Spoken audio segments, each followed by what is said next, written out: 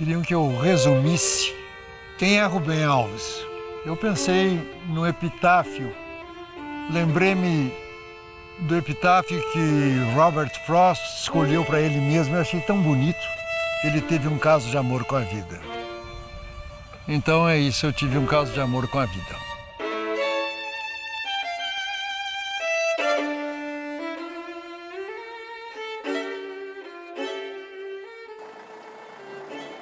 Eu estava vivendo minha vida, viajando, feito um louco, fazendo viagens longas de carro, de avião. Eu notei que minhas pernas estavam fracas. Me levaram de uma médica que disseram era grande especialista nesse assunto. E ela pediu os exames e confirmou. É um choque. O Mário Quintana tem um versinho lá que ele fala sobre o que ele espera da velhice e diziam que era uma velhice confortável. Com Parkinson eu não posso ter uma velhice confortável. E vem a insegurança. Segurança física e insegurança espiritual. Insegurança física é medo de cair. Espiritual, medo de me faltarem as palavras. Hoje é o Dia Internacional da Alfabetização. Quem vem aqui hoje falar disso e de muitas outras coisas do gênero... É mineiro de Boa Esperança, pedagogo, filósofo, teólogo, psicanalista. Pelo jeito anarquista e um exímio provocador. Educador, cronista, contador de histórias e um escritor apaixonado pela literatura. Professor emérito da Unicamp. Mas, acima de tudo, ele pode ser considerado um grande defensor das crianças, daquilo que elas gostariam de aprender na escola. É o embate que o nosso provocador mantém contra as ideias retrógradas que atrapalham a educação e a cultura deste país. Há muitos anos tem se colocado no centro desse debate sobre o ensino no Brasil e tornou-se uma referência na busca de mudanças na forma e no conteúdo do ensino brasileiro. É assim mesmo, professor Rubem Alves? Vem pra cá.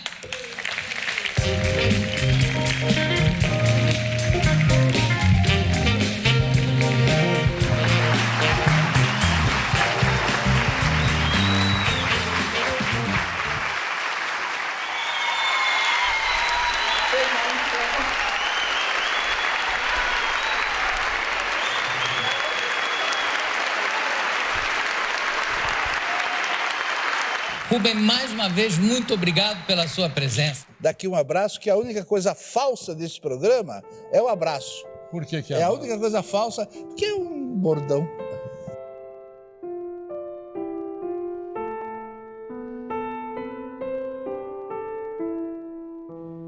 Nasci em Minas e o meu corpo está cheio de memórias de infância. Entre os prazeres da cozinha mineira estava o frango com quiabo, que se comia com angu e pimenta. Eu nasci na mesma cidade onde nasceu Nelson Freire, que dizem alguns, e eu concordo, é o maior pianista vivo da atualidade.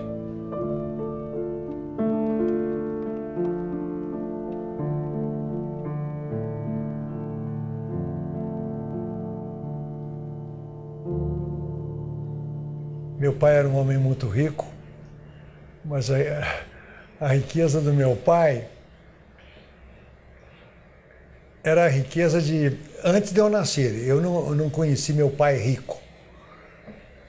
Ele era rico, era dono de muita coisa, ele era exportador de café. Aí veio a crise da Bolsa, eu acho que foi em 1929. Meu pai perdeu tudo e foi-se a riqueza e nós tivemos que morar na roça. As primeiras memórias que eu tenho da minha infância são memórias da roça, casa de pau a pique, sem privada, de uma pobreza, os ratos passeando lá em cima, aquele cheiro de querosene, porque a luz não tinha eletricidade, então a luz era com lampião. Meu pai tinha um defeito, o defeito dele é o seguinte, ele achava tudo bom. Podia ser a situação mais desgraçada, ele descobria um jeito de fazer aquela coisa ficar boa. Mas ele tinha um problema, ele estava pobre e não tinha dinheiro para mandar os filhos para a escola. Aí, um missionário foi até ele e ofereceu bolsas para o Instituto Gamo, que era a escola de Lavras. Então nós ficamos ligados ao protestantismo, não por conversão, mas por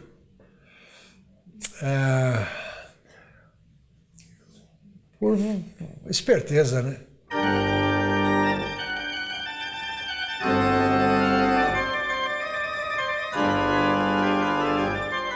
Aí meu pai resolveu que nós íamos mudar para o Rio de Janeiro.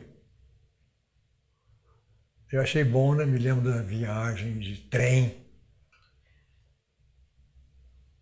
E fui para o Rio de Janeiro e meu pai já estava bem de vida, ele me colocou num dos colégios mais caros do Rio, Colégio Andrews. Aí foi a experiência dura. Eu passei a ser objeto de chacota. Que eu falava carne, mar. Todo mundo ria de mim.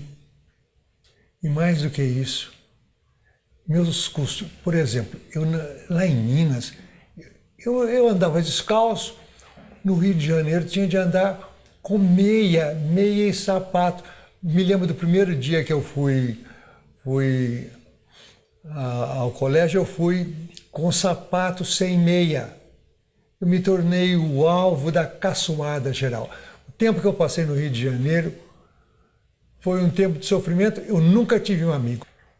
Foi aí, então, nessa ocasião, que me veio a ideia de ser pianista.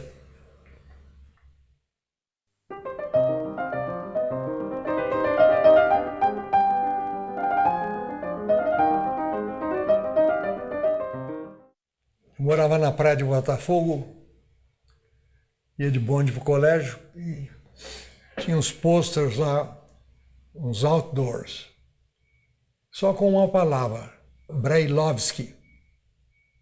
Cheguei em casa e perguntei, mãe, o que é Brailovsky?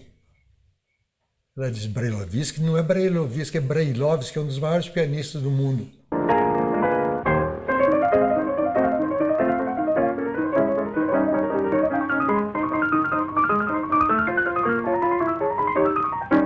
Não sei como é que eu arranjei dinheiro, sei que eu fui na galeria do Teatro Municipal, lá em cima. Quando eu vi aquele cara tocando piano, duas peças que eu não me esqueço. O Rondó Caprichoso de Mendelssohn e a Sonata número 3 de Chopin. Aquilo ficou na minha cabeça.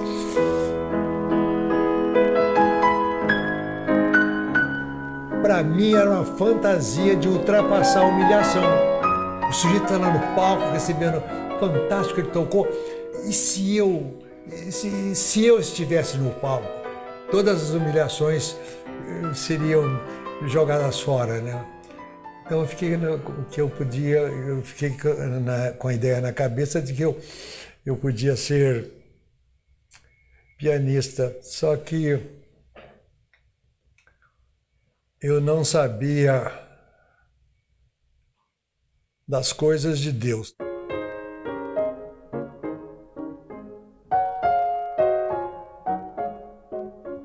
E eu estava no Rio de Janeiro, eu não sabia do Nelson Freire ainda, estava no Rio de Janeiro, e eu estava doido estudando, estava com Brailovsky na cabeça, estava lá estudando a Sonata Patética. Estava lá no piano. Aí eram as 14h, eu estava tocando, estudando, toca a campainha, eu vou abrir a porta, na porta estava uma senhora com um menininho, o menininho não cumprimentou ninguém, foi entrando pela casa dentro, chegou na sala, viu aquele piano aberto com uma partitura Ele não teve dúvidas, caminhou até o piano, sentou-se ao piano e tocou. Nelson Freire. Nunca tinha ensinado nada para ele. De onde veio a sabedoria de piano dele? Como é que isso acontece? Isso ele tinha 3 anos. Com 4 anos ele deu o primeiro concerto. Aí eu compreendi que existe diferença. Deus protege uns e não protege outros. Mas era preferível que eu fosse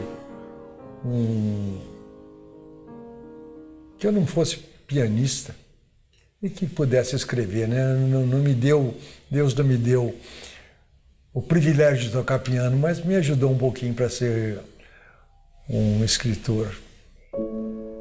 Quero ouvir música, aquelas que fazem parte da minha alma, pois a alma, no seu lugar mais fundo, está cheia de música. Nelson Freire.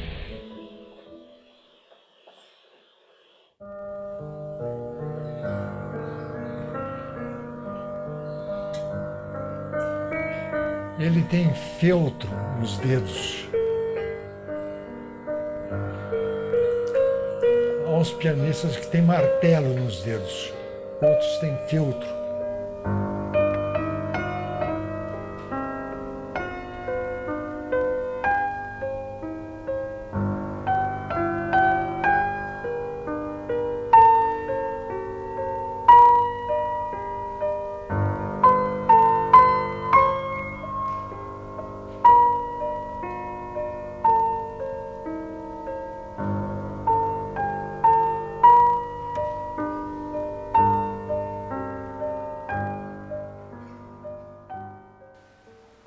No colégio, eu vivia uma grande solidão.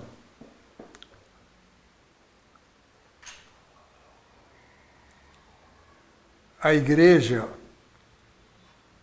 foi um lugar onde eu não me sentia solitário. É uma comunidade.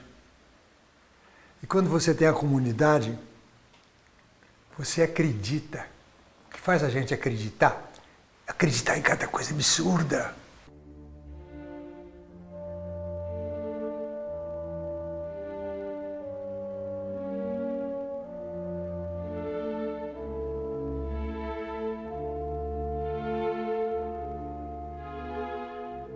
Um dia me deu na cabeça essa iluminação, porque para protestantes e católicos a Bíblia é a palavra de Deus. É Deus que inspirou aquilo. Mas um dia eu pensei, mas como é que eles ajuntaram os livros da Bíblia? Porque a gente achava que os livros tinham sido magicamente colecionados. Aí eu percebi que não, que eram congressos religiosos que selecionaram os livros, então eles não tinham nada de sagrado. Foram os homens que escolheram aqueles livros. Acreditei. De repente, pá! A cabeça abriu. Eu fiquei tão horrorizado com a mediocridade que eu perdi a fé. Eu nunca ouvi de nenhuma pessoa que vai fazer uma promessa a Deus, promessa para receber alguma coisa de volta. Nunca vi uma pessoa que prometesse uma coisa boa para Deus. Por exemplo, prometo que eu vou escutar a Martha Argerich tocando Mozart. Prometo que vou tomar um copo de uísque todo dia. Prometo que vou tentar transar 2 vezes por semana pro resto da minha vida. Coisas boas. O que a gente promete para Deus? Casca de ferida. Prometo subir os 400 degraus da escada da igreja de joelhos. Prometo não beber Coca-Cola durante 6 meses. A gente é como se Deus ficasse babando de prazer ao saber dos sofrimentos. Deus tem um prazer. Como está sofrendo, como está sofrendo.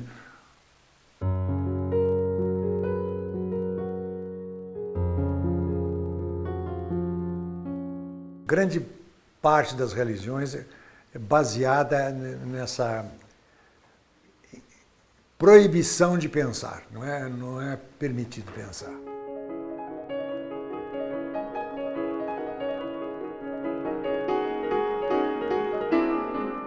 Eu morava em Lavras, a periferia de Lavras, as pessoas mais sofridas que você pode imaginar.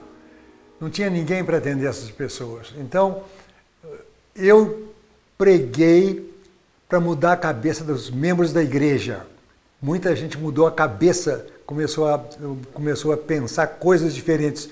Então, ao invés de ficar pensando no céu, as pessoas começaram a ter consciência de que era preciso amar as pessoas que estavam sofrendo. De repente, os céus da religião me pareceram infinitamente chatos. Como pastor de uma comunidade protestante no interior de Minas, entreguei-me ao cuidado dos pobres, sem jamais pensar em convertê-los. Nessa ocasião, o Brasil estava fervilhando de movimentos políticos. E houve uma mudança na nossa cabeça, da geração nova. Antes, a gente queria salvar as almas do inferno para ir para o céu. Agora que nós não acreditávamos nem no inferno nem no céu, nossa missão era salvar o Brasil, era transformar o Brasil. Então a nossa fé metafísica se transformou numa fé política. Daí o engajamento, especialmente da juventude, da Igreja Católica e da Igreja Protestante, se ligarem com os movimentos, entre aspas, revolucionários. Então, a transcendência que estava no céu passou a transcendência que está no futuro. Aí, eu criei conflito com o resto da igreja, eu e um grupo. Todo mundo era conservador e nós éramos diferentes. Então começou, por parte da igreja, um movimento para liquidar a gente.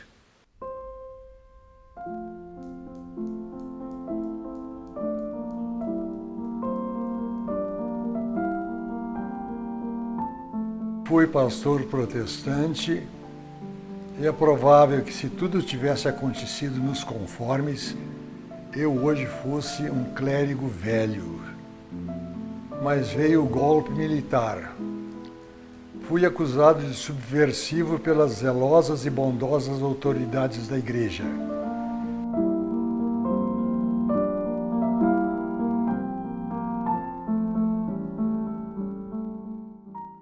Tinha terminado todas as minhas obrigações acadêmicas, estava livre, porque eu trabalhei feito um louco, eu estava com muita saudade, queria voltar para o Brasil.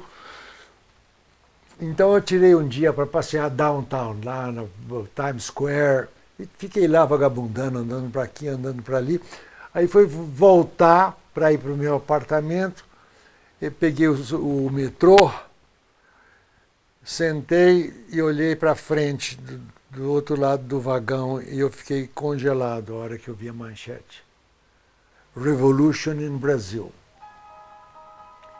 Aí começou o mês de mais medo que eu tive.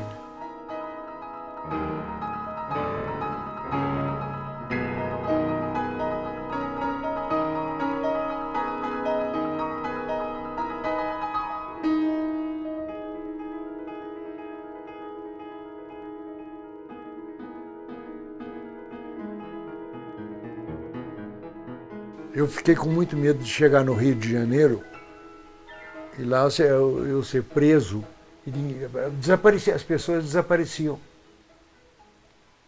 Então eu inventei uma viagem complicada para chegar direto em Campinas. E um amigo foi me pegar no aeroporto e ele me disse logo de saída: há 2 acusações contra você e mais 5 pastores.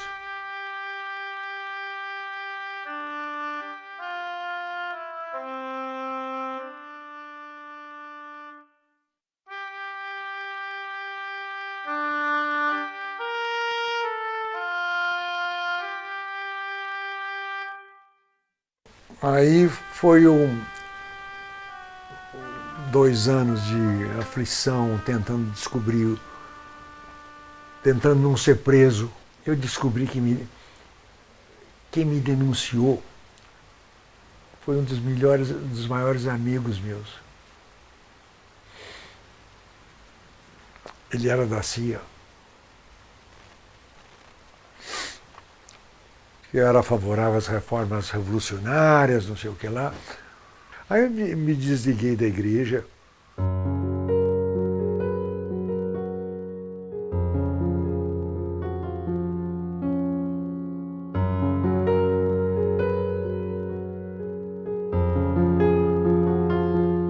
Aí, diante dos Estados Unidos, me arranjaram uma bolsa para fazer doutoramento, porque eu tinha feito antes, em Nova York, eu fiz mestrado. Aí me deram uma bolsa para fazer doutoramento, eu fui para Princeton. E foi lá que eu escrevi o livro sobre teologia da libertação, foi nesse período.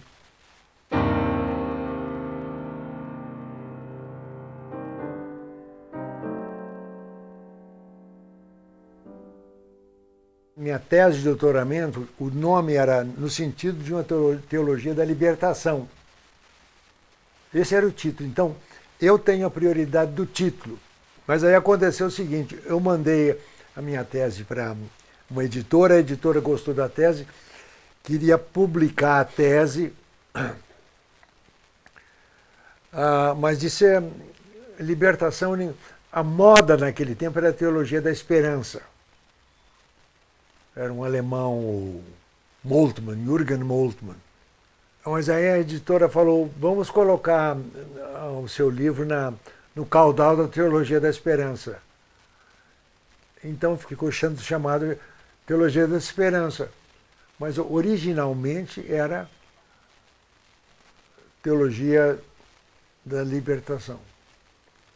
Eu estava em Oxford, fui lá dar uma conferência. E fiquei amigo lá dos teólogos lá de Oxford.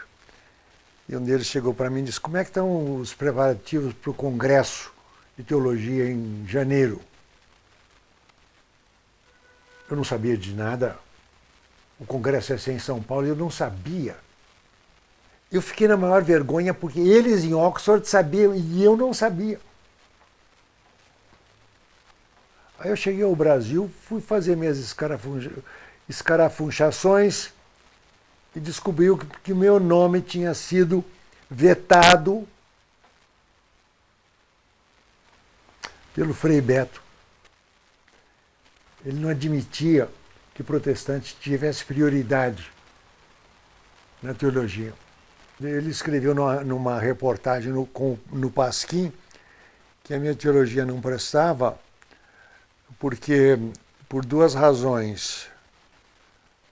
Uma delas é que eu não era marxista e a outra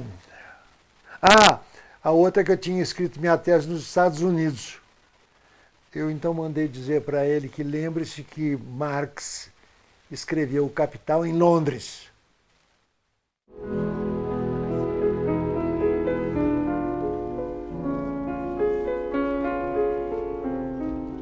O Paulinho chegou lá em Princeton, ele não sabia das coisas lá, onde comprar móvel usado. Eu sabia, botei o Paulo no meu carro com a mulher dele, a Melanie, e nós fomos lá para uma cidade chamada Trenton.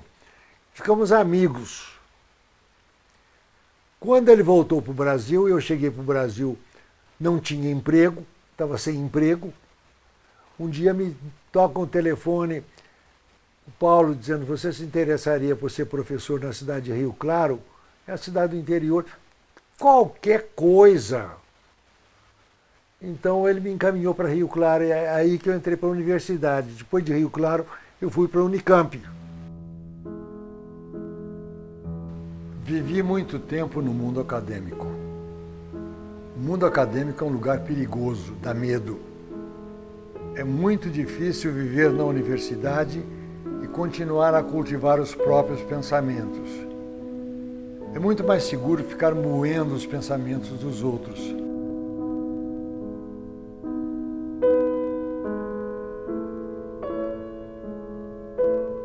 Eu fiquei conhecendo o Paulo Freire no México. Havia um instituto lá, Cuernavaca, se não me engano, do Monsenhor Illich. Eu fui para dar um curso, o Paulo Freire foi para dar um curso, eu não conhecia o Paulo, nós não nos conhecíamos, mas aconteceu uma coisa gozada, que os alunos começaram a me procurar o Paulo, perguntando se nós havíamos preparado juntos as nossas aulas, porque ele falava uma coisa e eu respondia, sabe? Sem que a gente tivesse planejado nada, a gente estava num diálogo, falando junto. Há escolas que são gaiolas e há escolas que são asas. Escolas que são gaiolas existem para que os pássaros desaprendam a arte do voo. Pássaros engaiolados são pássaros sob controle. Deixaram de ser pássaros, porque a essência dos pássaros é o voo. Eu acho que o objetivo da escola, um deles, é desenvolver a inteligência. Não é ter respostas, é desenvolver a inteligência. E para ajudar as pessoas a pensar sobre a inteligência, eu digo que a inteligência é igualzinho ao pênis. É isso mesmo, pênis. Pênis é um órgão excretor, flácido, ridículo, depressivo, está sempre olhando para o chão. Mas, se for provocado, ele sofre transformações hidráulicas extraordinárias, assume a forma de um foguete intercontinental, explode, porque é capaz de dar vida, é capaz de dar prazer. A inteligência, aí você fala a mesma coisa da inteligência, porque diz, não é inteligente, o aluno não é que ele não é inteligente, é que o professor e a professora não fez o trabalho de excitar esse órgão que se chama inteligência.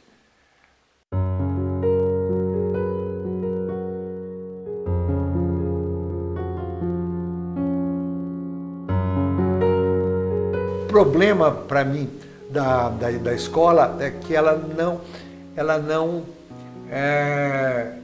está ligada com os problemas que são vivenciados no dia a dia pelas crianças e pelos adolescentes. Você pode imaginar, você é um adolescente de 15 anos e você de periferia, no meio de droga e tudo mais, você tem que aprender análise sintática. O que você faz com a análise sintática?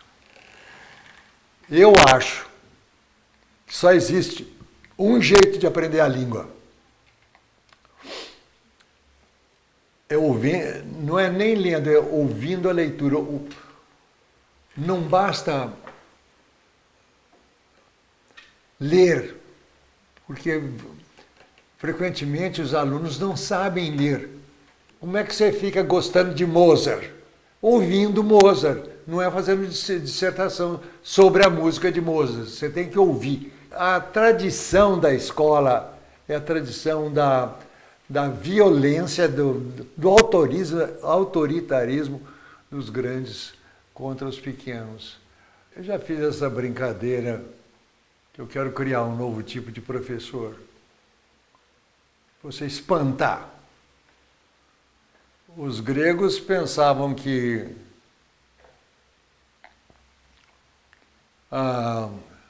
o pensamento surge quando você, olhando para uma coisa, você fica espantado. Mas como? Mas como? Esse mais como? Há uma interrogação. Você não está entendendo. Então você pensa para entender. Então a função desse professor seria a função de espantar. Objetos da feira da fruição inúteis. Canto gregoriano. Um pôr de sol. O cheiro de orégano. Perfume do jasmim. Uma sonata de Mozart. Um poema de Fernando Pessoa. A constelação Órion. Não servem para nada, não são ferramentas. Porque os amamos. Porque nos dão prazer e alegria. Santo Agostinho escreveu um tratado em que ele dizia que todas as coisas no universo se dividem em duas classes. Coisas para serem usadas e coisas para serem usufruídas. Brinquedo não serve para nada. Brinquedo é inútil, não serve para nada. Você não pode fazer nada com o brinquedo. Se a gente não pode fazer nada com o brinquedo, por que a gente quer brinquedo? Porque o brinquedo nos dá prazer. Servir, quer dizer, usar, ser usado. Não é para ser usado, é para ser usufruído.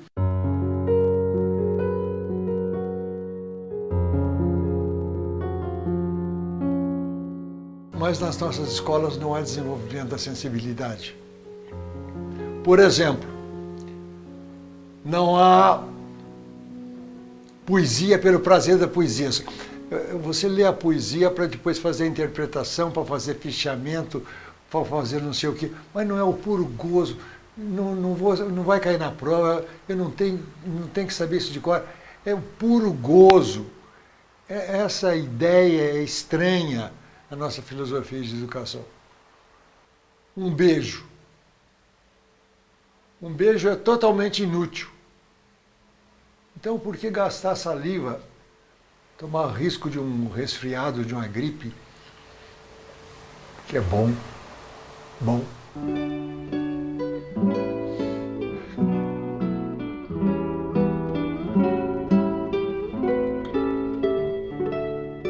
O mundo universitário que me cercava me amedrontava. Por prudência, optei pelo silêncio. Aí, de repente, uma criança entrou na minha vida, tardiamente. Uma filha temporã. Foi ela que me fez ter coragem. Eu escrevi muita coisa, inspirado pela Raquel. Ela nasceu com um defeito facial, fenda labial. Sendo diferente, ela se sentia diferente. Ela tinha de lidar o tempo todo com o olhar das outras pessoas, porque o sofrimento das pessoas não é por causa da coisa mesma, é por causa do olhar das outras pessoas. O olhar é os olhos são órgãos muito cruéis. O jeito de olhar. Então é como se eu estivesse o tempo todo escrevendo para colocar beleza no sofrimento.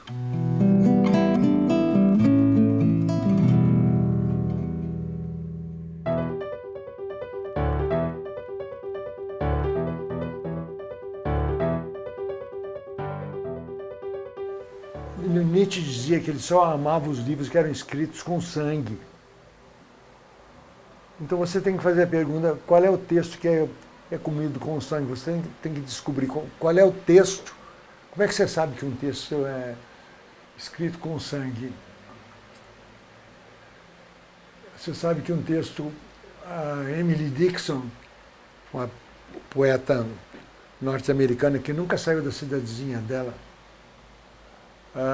ela escrevendo para um amigo disse, quando eu leio um texto e eu fico fria, com que nenhuma lareira pode me aquecer, eu sei que aquilo lá é poesia, eu sei que aquilo é poesia.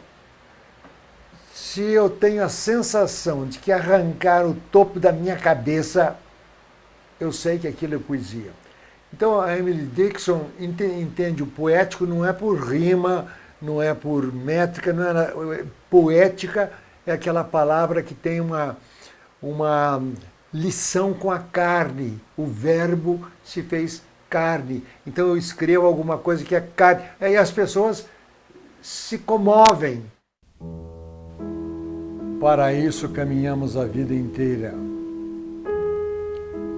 Para chegar ao lugar de onde partimos. E quando chegamos, é a surpresa. É como se nunca o tivéssemos visto.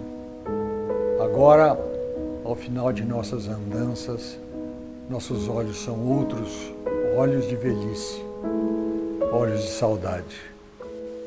E na velhice, a gente vai ficando com medo de ficar sozinho. Eu preciso confessar que eu tenho medo da velhice. Um amigo meu, o pai dele estava com 92 anos, sofrendo dores horríveis.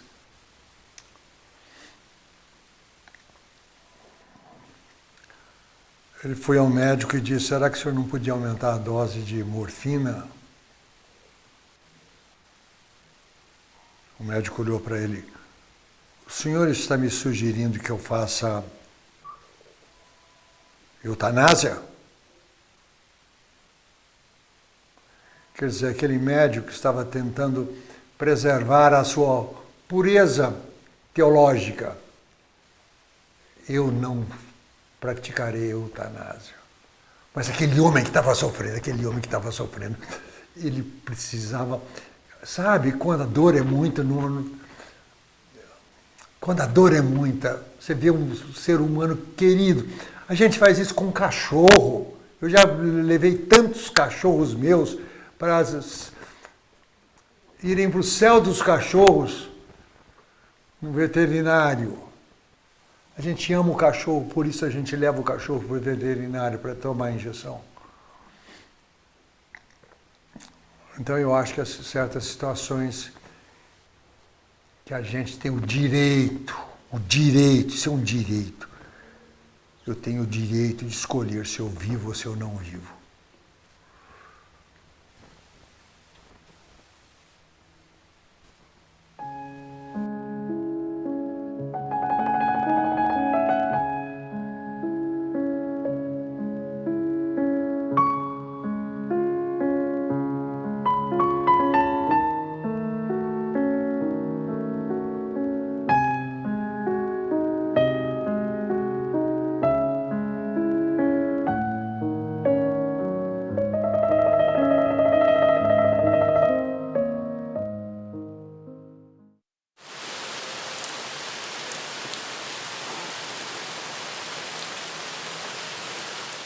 Esse lugar aqui, mais ou menos, é meio sagrado para mim. Eu já disse que quando eu morrer, eu quero que minhas cinzas sejam colocadas aqui.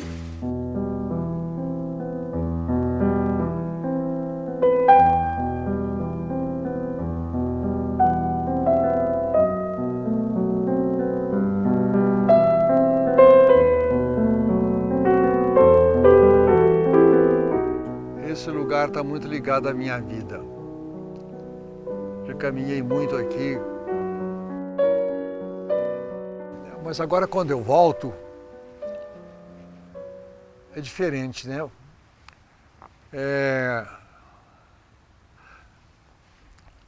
Um conselho: se você amou muito um lugar, não faça besteira de visitá-lo. Porque você vai visitar pensando que você vai encontrar o tempo, mas o tempo não está mais lá. É melhor você ficar com a imagem na sua cabeça. Eu não pertenço a esse lugar não me pertence mais.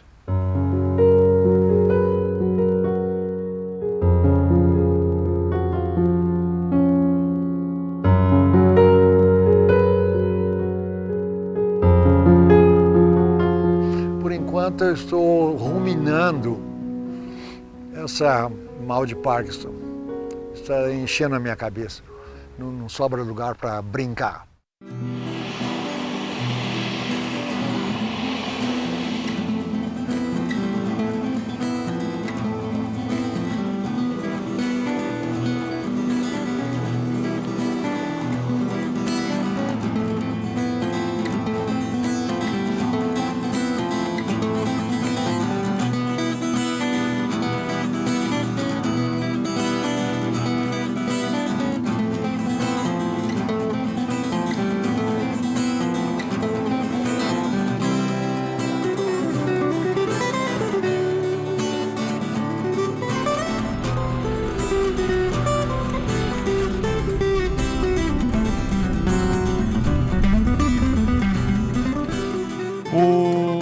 Nosso querido escritor Rubem Alves, ele perdeu os movimentos finos da mão. Então, por essa razão, ele não vai autografar os livros. Nosso querido Rubem Alves, a plateia é sua.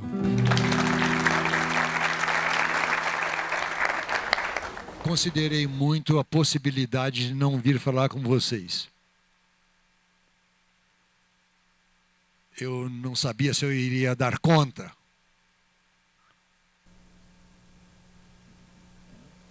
Aí, uns amigos insistindo comigo, sabendo que vocês gostam de mim, né?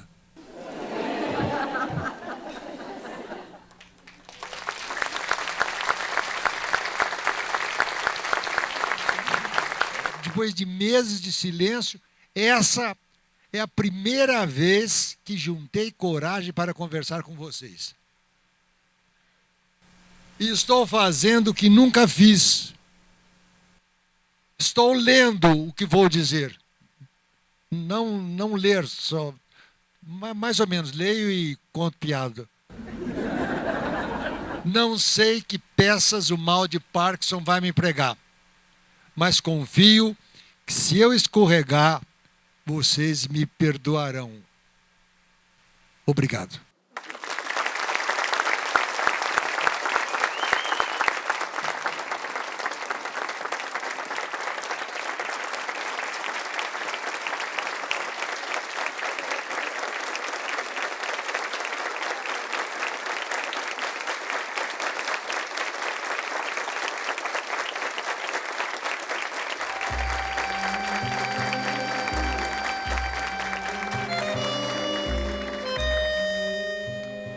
Não desejo que você simplesmente entenda o que escrevo. Entender é um ato racional. O que eu desejo é que o meu texto seja comido antropofagicamente. Quero que você sinta o meu gosto. Desejo que os meus leitores, ao lerem meus textos, fiquem com olhos semelhantes aos meus. Assim, eles verão o mundo da forma como eu vejo, e as palavras se tornarão, então, desnecessárias.